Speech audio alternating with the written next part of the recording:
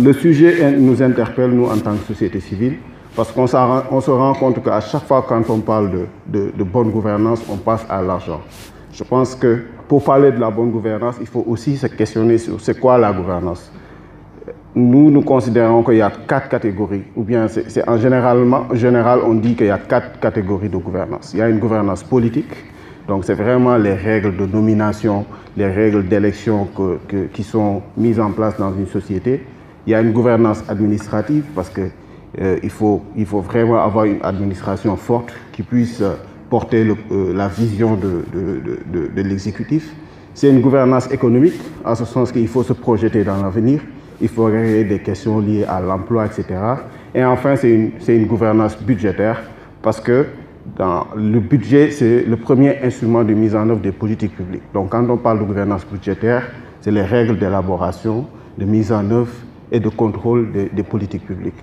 Donc, il y a quelque chose ou bien des principes qui transcendent ces 4 catégories de gouvernance-là. C'est ce qu'on appelle les principes de bonne gouvernance.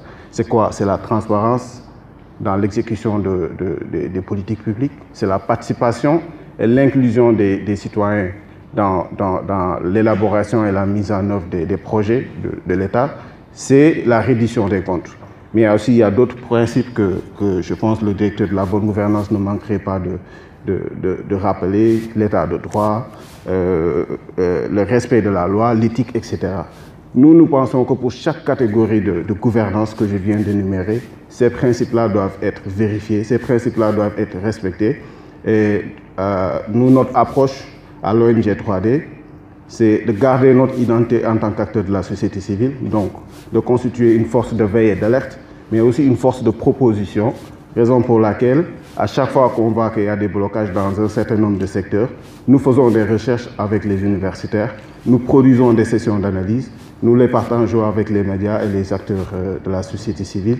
Nous faisons des activités de plaidoyer pour qu'ensemble on puisse identifier des solutions.